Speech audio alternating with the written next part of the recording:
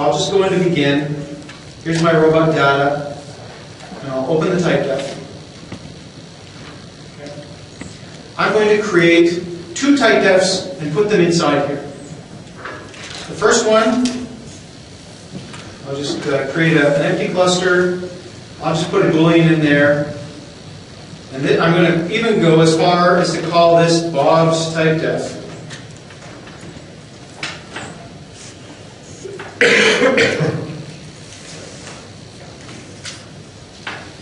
Edit it, turn it into a Typedef by choosing Customize Control, changing it into a Typedef, and saving it right into the project, and even calling it Bob's Typedef.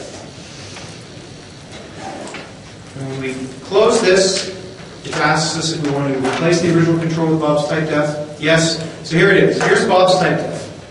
So Bob's Typedef goes in Robot Bob's Typedef goes in Robot Data.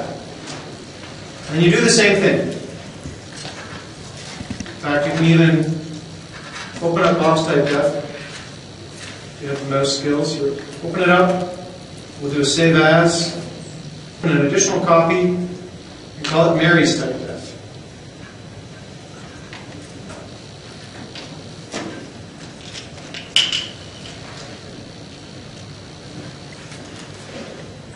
And put that in there as well. So now what happens is Bob goes off and does a bunch of stuff, and Bob edits Bob's Typedef. He puts a numeric in there, he puts a string in there, he even changes the way it looks.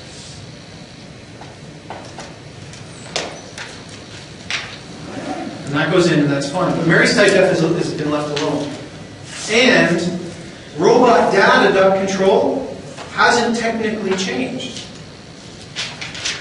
What happens is you get together, and by committee you take robot data and you add Bob's Typedef, Mary's Typedef, or you call it speed Typedef, pan tilt Typedef, whatever you want to call it. Split it off, you create those Typedefs while you're all sitting together, and then you duplicate the hierarchy and you give it away to everybody. Yes, sir? Could you use, for instance, write a quarter reading in the main Typedef and put it in the Bob? You could, but you wouldn't want to. You probably wouldn't want to. I mean, you can put whatever you want in these, but the reality is that all of robot data is available in all the subjects. So the only things that really, what's likely to be the case is these individual Typedefs that people own are going to just hold data.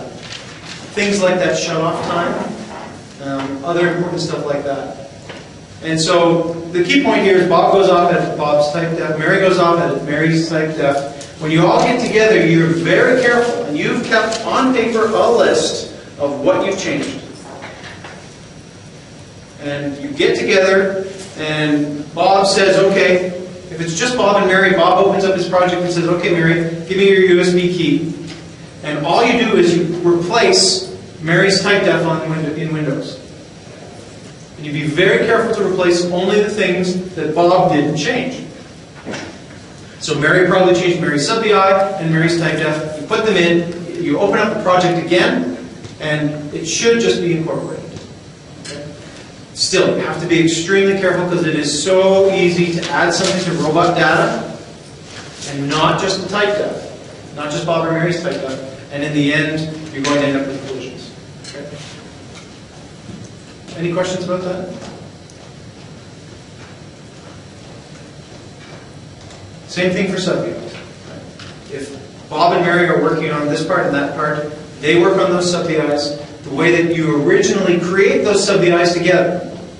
Right? Bob and Mary sit together and say, okay, I want the SubVI, I want it to be here.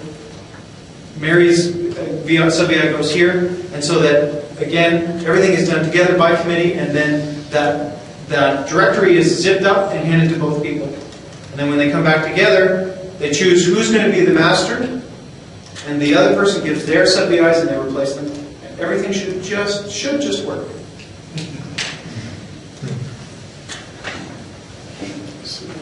And so I already demonstrated that approach of doing the backup by zipping up the entire project directory. But first, opening the Files tab and checking that that's really where everything is. And the last thing I would suggest from this point of view is this approach of zipping actually makes very small files. You see the size of the zip that I created that was about 400 or 500 K? It was really quite small. As a LabVIEW programmer working on big jobs where I'm getting paid to do it, I take a backup every hour at least, and I find it's very quick. I just go to the directory, right click, save to zip, give it a time, date, stamp in the file name, and wait 30 seconds, and then, sometimes my backups are 105 megs. But still, it's all there and I can easily step back. All right. Any other questions about this? I think that, especially for those of you where there's more than one person sitting here, for you and you, I think that this approach is really important. And I don't know if you've already found some problems, but it's very easy to find some problems. I know our team sure did.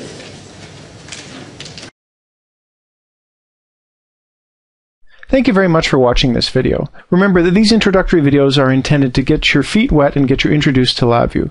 There's lots to learn about LabVIEW, and we're very proud of the lvmastery.com online learning experience. We've had a lot of great feedback from other FIRST team members and other high school students who have taken the training. I'd also like to mention the Buy One, Give One special offer for mentors, teachers, and parents associated with FIRST teams. We're allowing anyone who's associated with the FIRST team to purchase the LV Mastery online training for the academic price of $500 for all 3 courses. And for anyone who takes us up on that offer, we'll donate a training seat to a member of their team as well. Thank you very much for watching. This has been Ben Zimmer from lvmastery.com. Bye for now.